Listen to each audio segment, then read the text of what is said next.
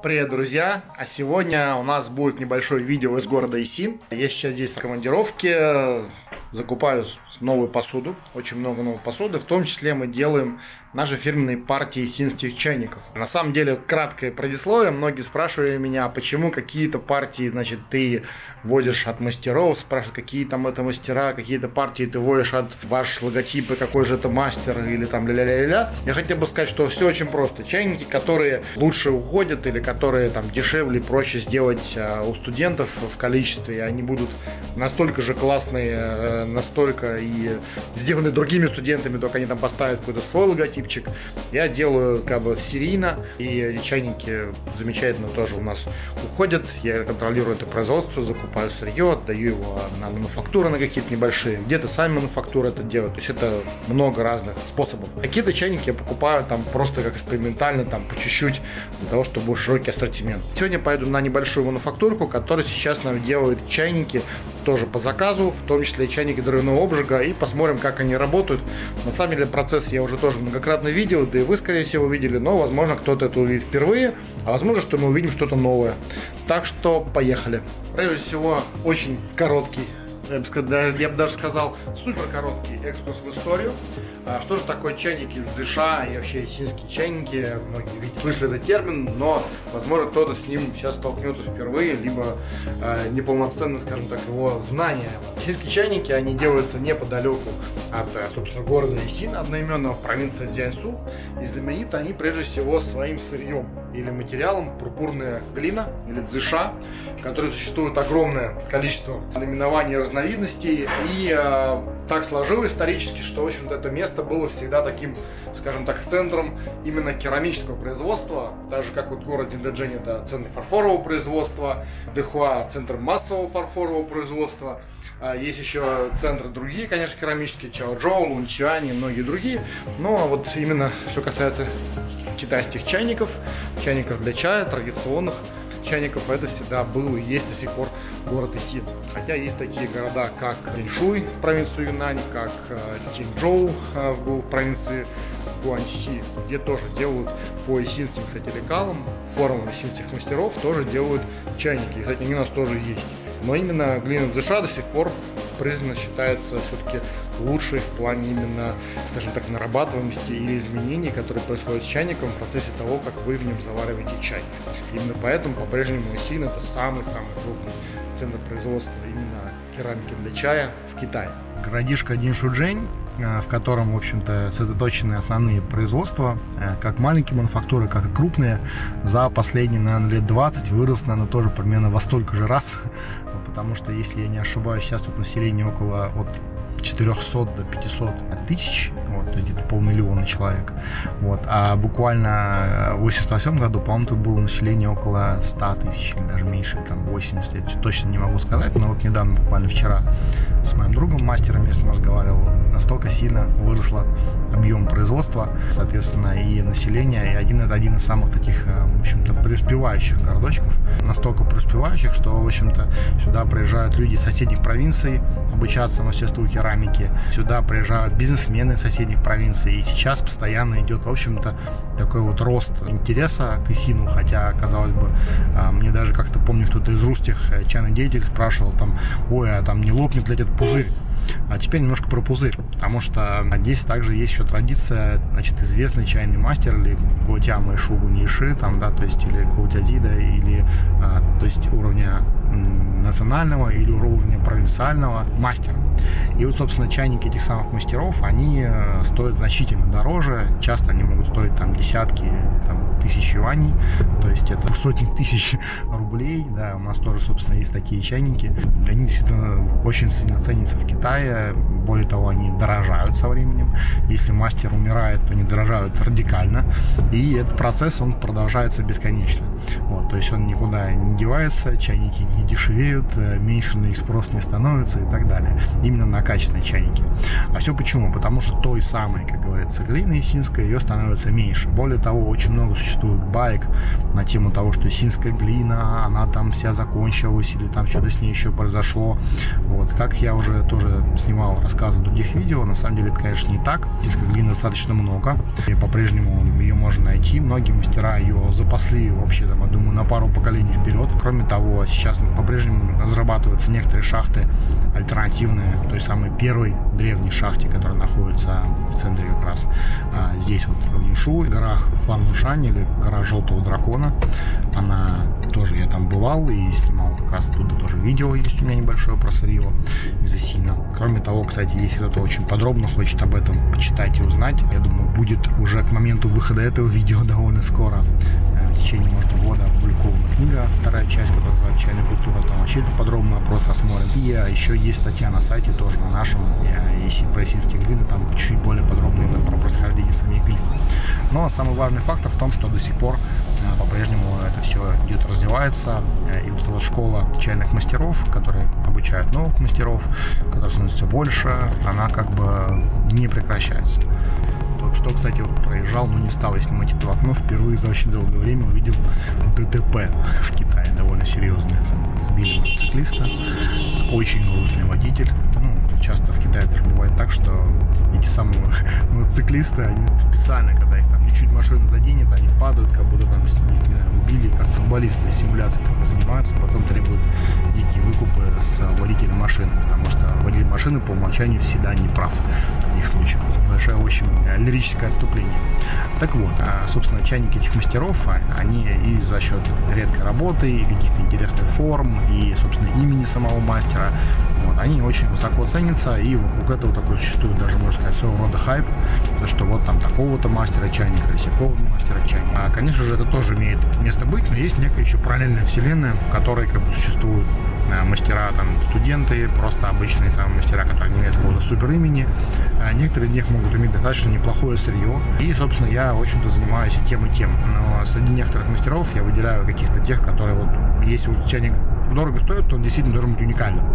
Вот. Если я вижу точно такие же чайники из похожего сырья, там, от какого-то самого обычного мастера, то я, как правило, чайники этого супер дорогого мастера стараюсь не приобретать. Занимаюсь постоянным здесь таким копанием, общением, исследованием. То есть вообще в Исине я так немножечко погорял даже в какое-то время. Я сюда ездил прям по несколько раз в год. Сейчас чуть-чуть реже уже, но все равно уже оброс там сотни связей. Я забиваю себе в чате слово Исин, мне выплывает там несколько сотен контактов. Значит, как минимум один раз я что-то покупал у этого человека. Продолжаю, собственно, путешествовать. Сейчас вот как раз мы едем в другом с нашим поставщиком. Кстати, он сам из провинции Цзянси, и он сюда приехал работать, именно продавать чайники, и он придумал, что можно с ними сделать. Он начал их немножечко расписывать диджейской техникой, потому что сам он из диджея. Он начал делать дровяной обжиг, который здесь тоже, конечно, уже делали и не раз, и очень многие, но он туда делает немножко по-своему, то есть применяя технологии не исинские, а именно из провинции Цзянси, и некоторые другие интересные фишки, которые мне, собственно, интересно было посмотреть на производстве. На самом деле не часто любят показывать именно вот такие мануфактуры, потому что, ну, так как он, возможно, делает это не сам, естественно, он будет размещать заказы у местных, то есть он привозит там мастеров, там, да, значит, арендует какое-нибудь помещение какой-нибудь мануфактуры или сам делает. Я вот это сейчас даже не знаю еще точно, потому что каждый, естественно, продавец или даже владелец мануфактуры, он все его тонкости, его там устройства бизнеса никто не рассказывает. Вот, я это уже узнаю по факту. Но, скорее всего, я думаю, что да, у него там что-нибудь такое, как полусвое. Вот. Да, но тем не менее, надеюсь, сегодня что-то такое интересное, необычное увидеть. Едем уже довольно долго. И все время, что мы едем, кстати, вокруг меня находятся маленькие мануфактуры, маленькие какие-то магазинчики, заводики, которые занимаются глиной индыша. В том числе, кстати, здесь делают далеко не только чайники, делают и пиалы, и огромнейшие вазы, и вот такие вот чаны традиционные для разведения рыбок или горшки там для цветов. Вот это вот все. Здесь этого просто тьма. Естественно, там чайные фигурки, ну, просто бесконечный поток. Изучать это можно, в принципе, всю свою жизнь, и времени, можно сказать, не хватит. Мы приехали. Деревушка. Ехать достаточно далеко сюда. Вот. Здесь где-то находится мануфактурка.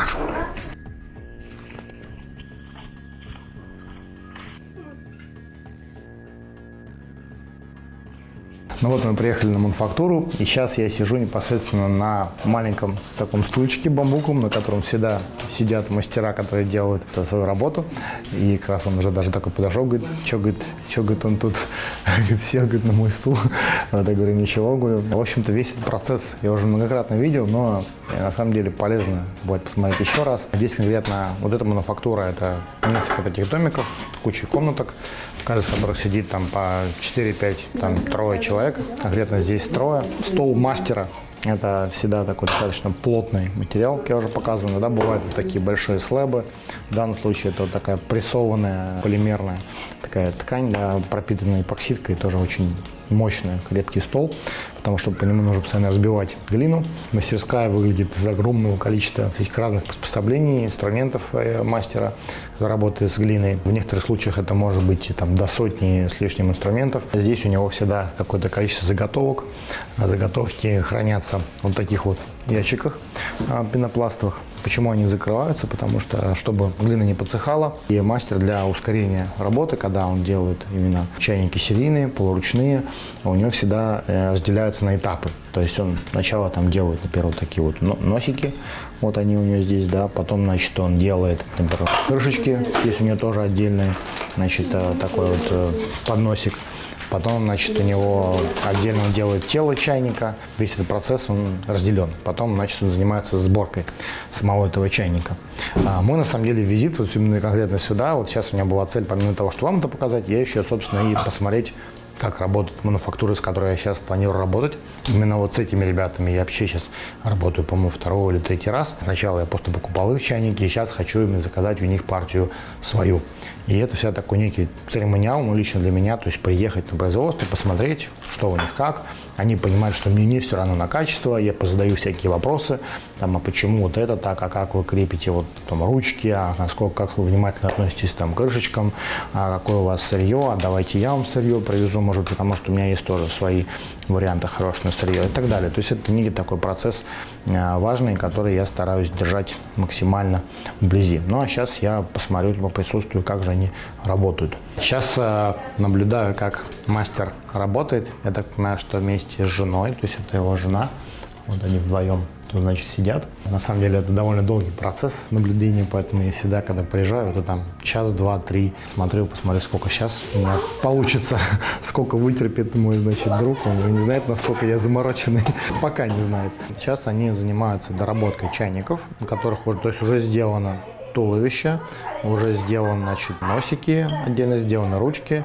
И он сейчас занимается доведением до ума, то есть вот, собственно, он собирает носик, ручку и подгоняет крышечку, и делает на крышечку пимпочку. Каждая из этих деталей делается специальной формы. Формы, кстати, сейчас покажу, как они выглядят. Это вот такие вот небольшие штучки. Вот некоторые формы, которые вот именно маленькие совсем, там, например, здесь конкретно это может быть носик. Вот он может заливаться, запрессовываться, то есть туда, потом, значит, достается аккуратненько. Некоторые формы являются сборно-разборными, как, например, вот сейчас тоже покажу другую форму. Вот, это форма для ручки, то есть туда кладется, значит, аккуратненько ручка и, значит, запрессовывается вот так вот. Здесь, собственно, видно ее, да, и потом ручки аккуратненько достаются. Вот, получается такая колбаска, которую потом мастер уже дорабатывает полностью вручную, подгоняя.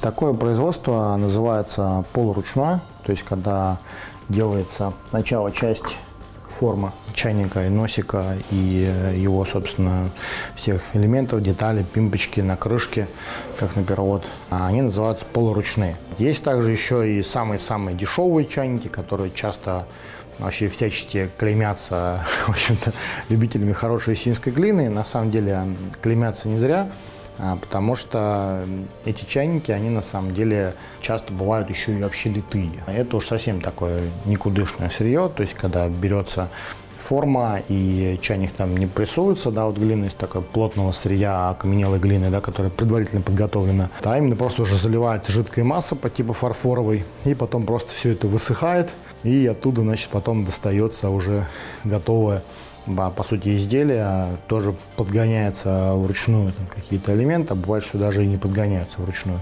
Вот это уже такое более массовое производство, но я с такими стараюсь не сотрудничать по той причине, что просто там дурацкое сырье, и оно часто такие чайники плохо нарабатываются, ну и вообще как бы это считается таким неким нетрадиционным подходом массовым, вот поэтому всегда либо чайнички, которые я закупаю, которыми я работаю с мастерами, либо это полностью ручная работа, либо это полуручная работа. Исключением являются, может быть, самые-самые бюджетные чайники, которые делаются из фарфора или которые там вот 1000 там, или меньше 1000 рублей, которые там насчитаны, скажем так, чайнички для начинающих.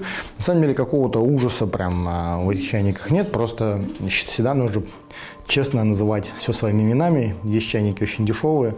И самая главная проблема как китайских торговцев, так и любых других, в том, что некоторые даже не то что по злому умыслу, но по неопытности, скажем так, могут продавать чайники такой вот литые, да, или какие-то там массовые совсем из такого сырья не исинского, либо из очень исинского сырья очень низкого качества, продавать по цене, собственно, мастеровых или каких-то там ручной работы и так далее. Вот это, конечно, не очень честно, и просто на каждый продукт есть своя цена. То есть чайник в Исине может стоить абсолютно любую сумму денег, там от нескольких десятков юаней до нескольких тысяч. Поэтому как раз задача, находясь здесь, это смотреть, что за сырье, как они делаются, как работает чайник, какие его технические характеристики, кто его сделал, какое у него сырье там, да, и так далее. И, собственно, в результате вот в процессе таких долгих поездок и поисков я понял, что в большинстве случаев, когда уже делаешь что-то так основательно, проще найти мануфактуру, либо даже у нас есть еще такая как бы полусвоя мануфактура, где мы вместе с моим другом, мастером, арендуем небольшое помещение, и там у меня работают 4 человека на постоянке. Даем сырье, они постоянно делают серии наших чайников, но нам не хватает, потому что, ну, сколько они могут сделать. Обычно, вот когда делается полуручная работа, за день-два мастер может сделать там небольшую серию, то есть там, может быть, когда сидит их 4 человека, за день там 5-10 чайников, если считать полный цикл, прям с раннего утра до позднего вечера.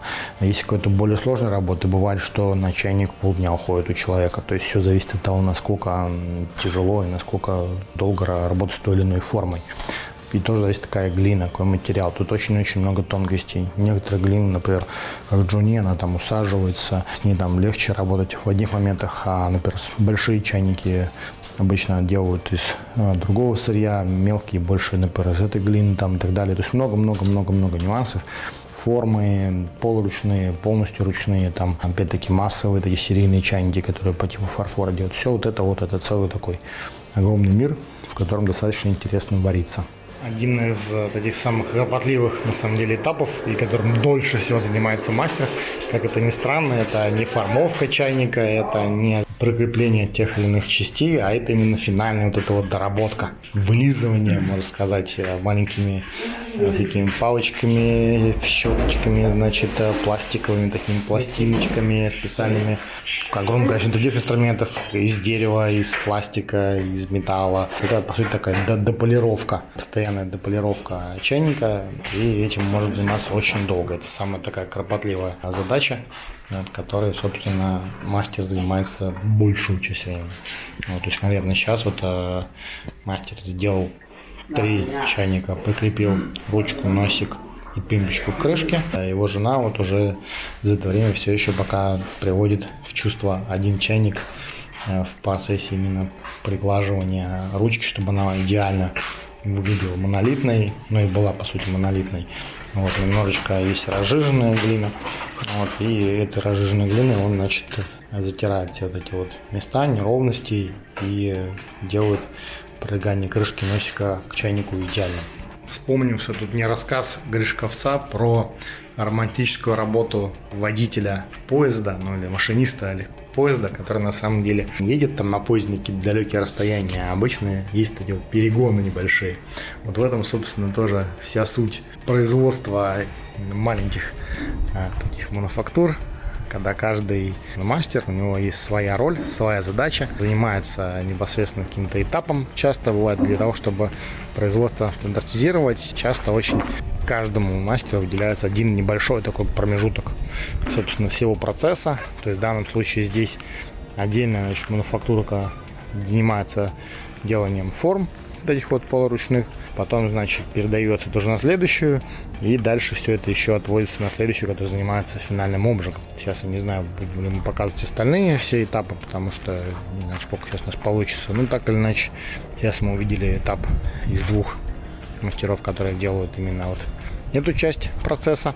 Здесь, так как производство, здесь у нас будут самые, наверное, наши бюджетные чайники из всех. Здесь как раз именно я делал упор большей частью на обжиге. Мне это было наиболее важно, потому что есть разные, скажем так, типы сырья. Какое-то сырье подходит под производство чайников полностью ручное, там нужно, значит, сосредоточиться на каких-то там элементах изделия, оно сосредоточится на какой-то необычной форме там, и так далее. А есть сырье, которое больше подходит под дровяной обжиг, под какие-то необычности именно цвета самого чайника, который получится, то есть какие-то такие интересные нюансы. Ну, то есть, так или иначе, тут много всяких разных хитростей, которые полностью я не могу сейчас даже вам рассказать. Так или иначе, мне сейчас интересно, что получится именно здесь, потому что ребята больше специализируются именно на обжиге. Для них это такая самая важная часть процесса. Кстати, вот интересно, что будет именно из этого сырья здесь. Кстати, еще один небольшой момент насчет литых или нелитых чайников. Как вы знаете, собственно, да, как я говорил, есть тема чайников, где форма не лепится, а полностью заливается, так же как фарфоровая форма. Во многих аутентичных источниках эссенции считается это таким совсем, скажем, плохим там или чем-то еще. С другой стороны, конечно, тут я еще раз повторюсь, скажу, что это, безусловно, скажем так, неплохо, но очень важно всегда разделять эти чайники, которые сделаны литьем, чайники, которые сделаны полуручным способом, и чайники, которые сделаны полностью ручным способом. Потому что, собственно, тут именно разница скорее именно в подходе технологическом и в том, что чайник, который литой, естественно, он не может стоить по цене там полностью ручного.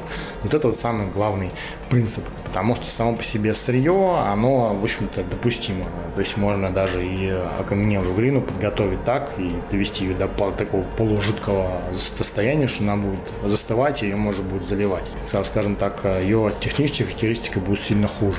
И такой чайник будет хуже нарабатываться. Почему, собственно, такие вот чайники, они стоят там, ну, на рубли, они у нас там меньше 1000 рублей такие чайники продаются, и мы их даже специально не помечаем, как эссенские, они находятся у нас, например, в разделе чайники из керамики, потому что это подход такой фарфоровый, можно сказать, уже к производству. Вот. А чайники полуручные или ручные, у них другая абсолютно технология, собственно, то, что мы сейчас видим, да, и для них гораздо больше работы, и другие характеристики технические у глины, она нарабатывается лучше там и так далее. Хотя сейчас, в общем-то, многие уже мануфактуры мне тоже говорили, что вот мы там можем, в общем-то, сейчас и литой чайник так сделать, и будет такая там глина, и будет она нарабатываться замечательно, и вообще как бы разницы там незаметно особо. Но не знаю, я все равно больше придерживаюсь такой старинки, хотя я думаю, со временем, я думаю, это тоже изменится, потому что ничего не стоит на месте, придумывают новые всякие разные варианты обработки, делают новые варианты глины, смешивают глины. Тут тоже огромнейший процесс. У меня было видео, кстати, то есть как делать сырье и как оно выбирается. Вот это тоже такая очень интересная большая работа. Я только что попытался посчитать, сколько же инструментов использует мастер для вот этой финальной дополировки чайника до идеального состояния. В общем, у нее примерно, значит, 8 разных приспособлений, из них 4 таких пластиковых, таких маленьких, ну, наверное, не скребочков, но таких гибких.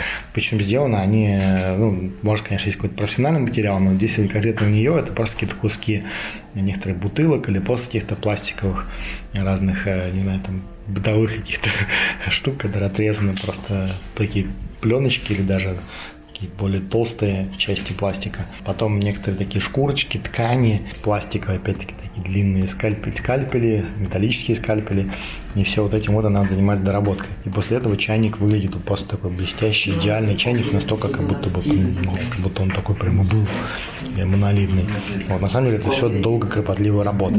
Причем в данном случае мы видим практически самый простой способ, то есть это полуручная работа. Делается чайник, формуется, как я говорил, да, мы сейчас, может, даже посмотрим форму, я попросил владельца фактуры показать. Я тоже это видел, но пускай это все будет в одном фильме, почему нет. И все равно, скажем, чайником, вот, по сути, довольно много работы. То есть вот за день я сейчас спросил, сколько вот вы за сегодня чайников именно полностью доработаете. Именно если только брать стадию прикрепления носика и ручки и почти крышки, потом до этой вот дотельки, установки печати. Я говорю, что за целый день у нас получается где-то, наверное, 20-30 чайников максимум доработать. То есть это не с нуля, это доработка. То есть еще есть 4 человека, которые занимаются первичной формовкой. То есть в общей сложности именно здесь у них получается, что 6 человек делают около 20-30 чайников в день. Причем это самых простых форм, и все равно еще потом есть доработка, то есть еще есть обжиг, безусловно. Потом есть, значит, высечение иероглифов. В некоторых случаях, когда на дешевых чайниках иероглиф высекается лазером, более дорогие, естественно, полностью тоже вручную. То есть тут, если какие-то там еще интересные редкие формы, естественно, все это сразу идет, ну, гораздо медленнее процесс. Так или иначе, все равно получается, что один человек делает там буквально 2, там, может быть, чайников, 3 чайника в пересчете на человека в день, не больше. Кстати, в пересчете на человека, если говорить по полностью ручные чайники, то один чайник может делать несколько дней. Сначала сделать крышечку очень сложную, где там много-много работы с какими-то там вот этими чайниками, например, которые подражают каким-то природным элементам, там, в виде пня, там, или какие-то сложные экспериментальные формы, там, в виде каких-то животных, или даже, может, классические формы, но где просто все вылизано идеально, там, или какие-то смешанные глины. Такими чайниками я, по максимум слышал от мастера и сам, в общем-то, наблюдал, когда к нему ходил каждый день в течение недели, что он делал один и тот же чайник целую неделю, он его еще не доделал. То есть и такое тоже может быть. Печать ставится на дне чайника, на внешней стороне ручки. Изнутри сюда обязательно поставляется такая специальная деревянная подставочка, чтобы не повредить, не деформировать дно. Вот. Ну и по сути вот этот чайник, он уже готов к обжигу. А на полуручных чайниках не ставится печать внутри. Ее на самом деле там невозможно поставить, потому что он формуется. На чайнике, сделанном полностью вручную, делается в том числе печать внутри туловища чайника, чтобы как раз таким образом показать, что печать может сделать и, ну, что это и только полностью ручной чайник, что, собственно, полотно вот это создается полностью вручную. Кстати, у меня есть видео тоже, где это делается на канале, можно посмотреть. Кстати, самое сложное — это ставить такую большую, достаточно здоровую печать, то есть такого где-то, может быть, такого вот размера, потому что ее вот уже точно никак не поделать, если говорить о полностью ручных чайниках.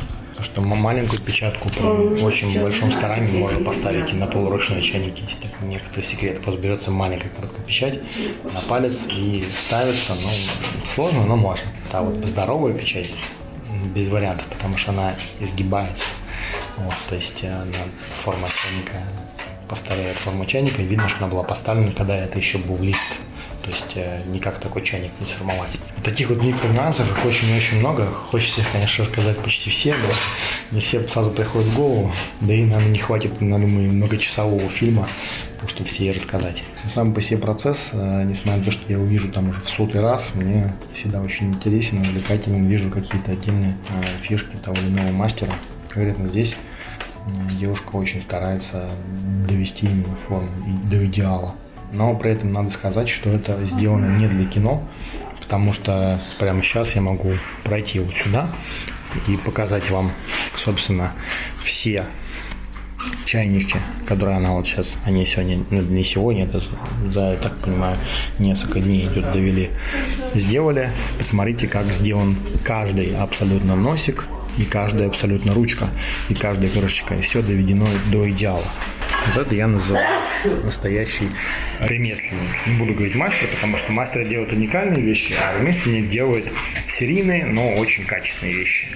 Как я и предполагал, естественно, каждый этап производства находится даже не в пешей доступности. То есть конкретно здесь ребята, значит, дорабатывают чайники, а сейчас мы поедем туда, где их обжигают. Может быть, кстати, посмотрим на формовку, ну, не знаю, как получится сегодня. Ну, потому что, вот я говорю, когда серийное производство, часто они это все разделяют для того, чтобы удешевить, максимально ускорить процесс, при этом не, собственно, вредя качеству, как вы только что видели по доработке изделия конкретно, да. Стараются даже самые серийные работы сделать максимально качественно, потому что конкуренция огромная здесь, ну и вообще в Китае в целом, и не только это касается глины далеко. Поэтому, если ты делаешь что-то хреновое, то, в общем-то, очень быстро ты становишься никому не нужен. Поэтому, какой бы там простой предмет ни был, все равно к нему стараются относиться как можно качественнее. Китайцы это, скажем так, с годами усваивают все лучше и лучше.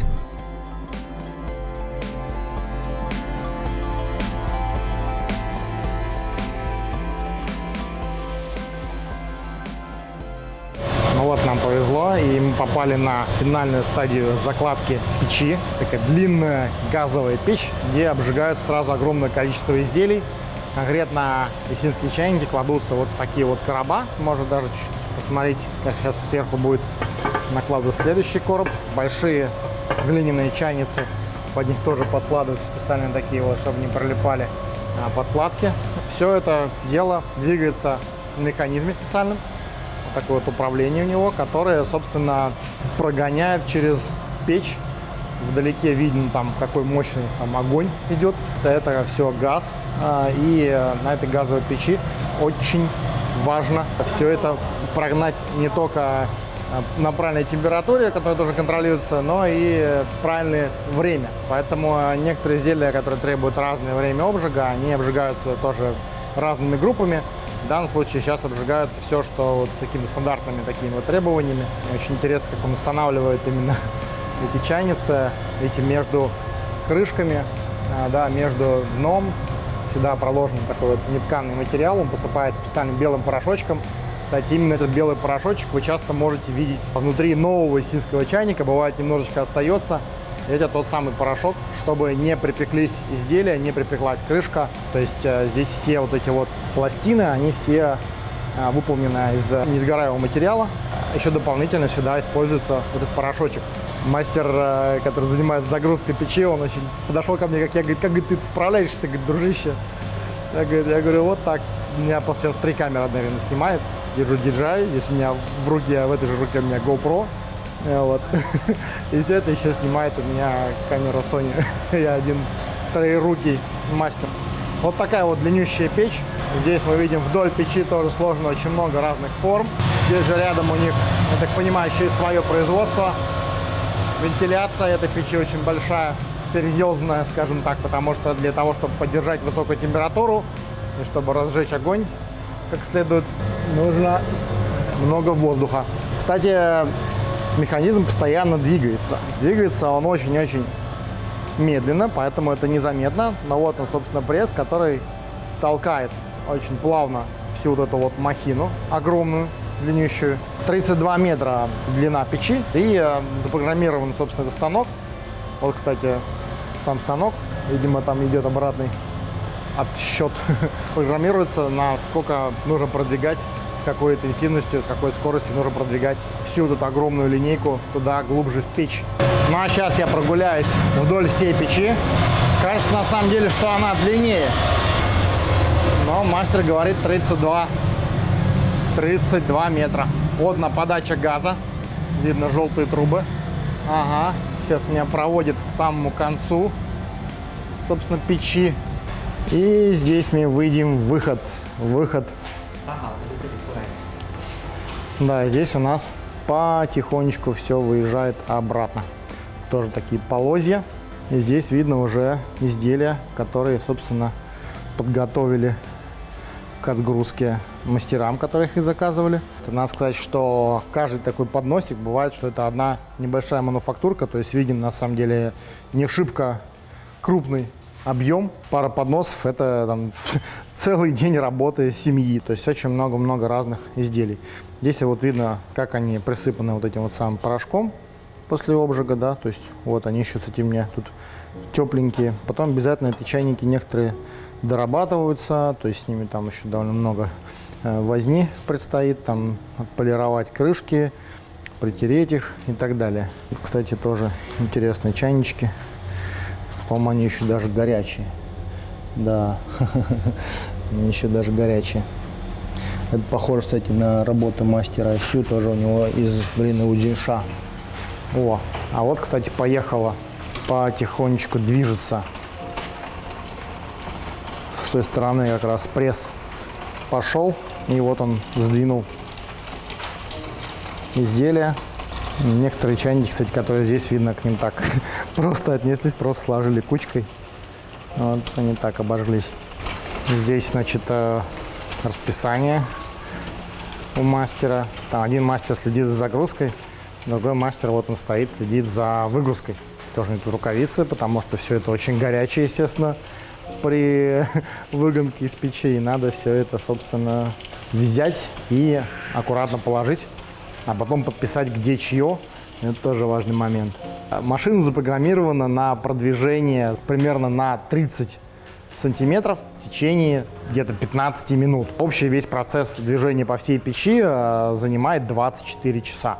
Но зависит от типов обжига. На самом деле здесь идет обжиг самый простой, то есть газовая печь — это такой самый, можно сказать, дешевый вариант обжига. Есть еще электрические маленькие там печки для каких-то микроизделий. Мы это видели тоже многократно в самых разных местах.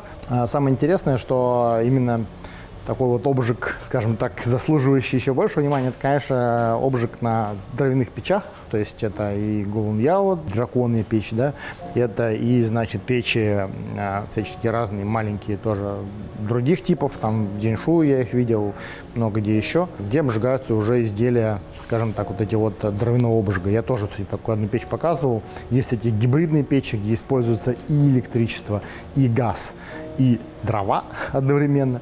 Это вообще поразительный такой кибер. На канале посмотрите обязательно. Называется «Дровяная печь Исина».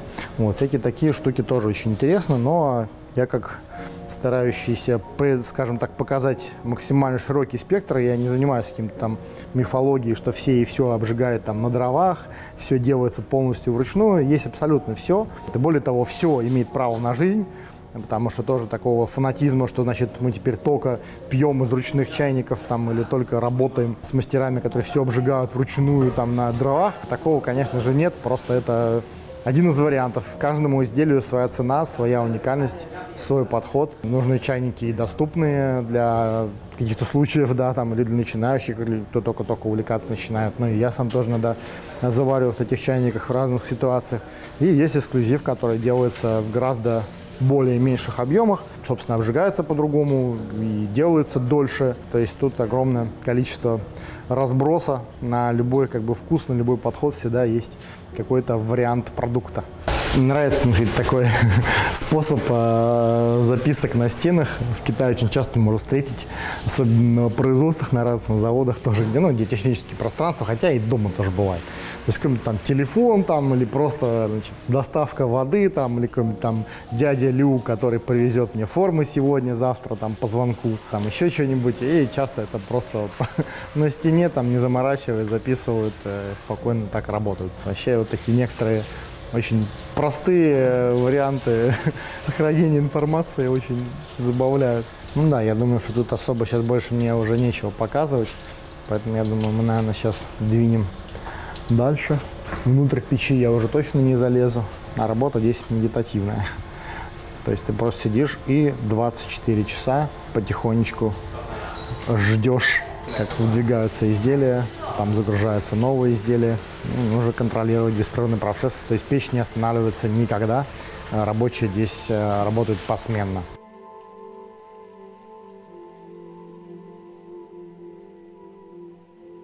Ну вот, собственно, здесь происходит загрузка печи. Здесь видно вот всякие разные квитанции, которые лежат в каждом ящичке. То есть каждый мастер или мануфактурка, или заводик, который делает чайники, они приносят сюда их, и здесь чайнички уже лежит часть, которая перед обжигом, да, непосредственно готовится к обжигу.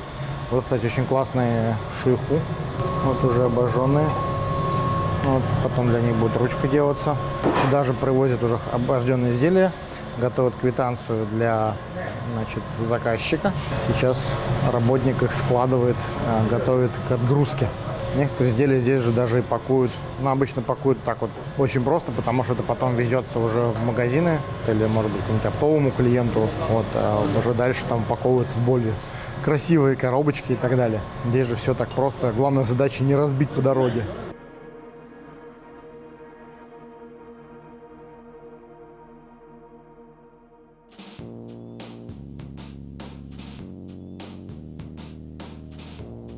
Кстати, один небольшой секрет. Многие, на самом деле, любители хороших предметов, не только керамики, вообще, естественно, любят какие-то эксклюзивы. Я тоже люблю какие-то редкие предметы, вот, которых там мало, которые сделали там 1, 2, 5, там какие-то такие микроколичества. Но надо сказать, что в какой-то из периодов, когда какой-то предмет становится популярным, интересным, он начинает делать все. И там, будь то форма чайника какая-то, или какое-то сырье, которое все используют. Но это недолго. То есть, например, какая-то глина вошла в моду, все начинают ее делать, ее появляется очень-очень много на рынке, значит, из нее делают все, начиная от пиала, заканчивая чайниками, там, чебанями глиняными, гундаубеями, значит, да, чихаями, там, все. Вот. Потом мода спадает, резко это все начинает исчезать с рынка, и, собственно, в этот момент предмет становится редким. А по прошествии лет 10 это уже, можно сказать, такой, не антиквариат, конечно, но это что-то такое, что уже найти, скажем так, непросто. Конечно, касается это не всех вещей, то есть например, какие-то классические формы глины и виды чайников, и они как бы будут всегда и везде. Но какие-то чуть-чуть вещи, хоть чуть-чуть в сторону эксперимента, либо какого-то, скажем, такого своеобразного подхода, это всегда появляется и исчезает. Абсолютно всегда. Поэтому вот как раз сейчас я, когда сюда приехал, я запостил в соцсети, значит, анонс, типа, ребята, друзья, кто там хочет, значит, что-то уникальное. Я сейчас вроде схожу по фарфоро-керамическим местам, по всем, значит, магазинчикам, значит, мануфактуркам, значит, каким-то шоурумчикам, заводикам. Я, значит, абсолютно свободен к каким-то предложениям. Пожалуйста, пишите, я с радостью, значит, помогу там что-то найду уникальное и так далее. И, значит, один из друзей мне написал, значит, вот, если какой-то там чайник, но только чтобы его было не очень много, не слишком часто повторяющийся, вот, значит, чтобы это было какой-то не слишком распространенный.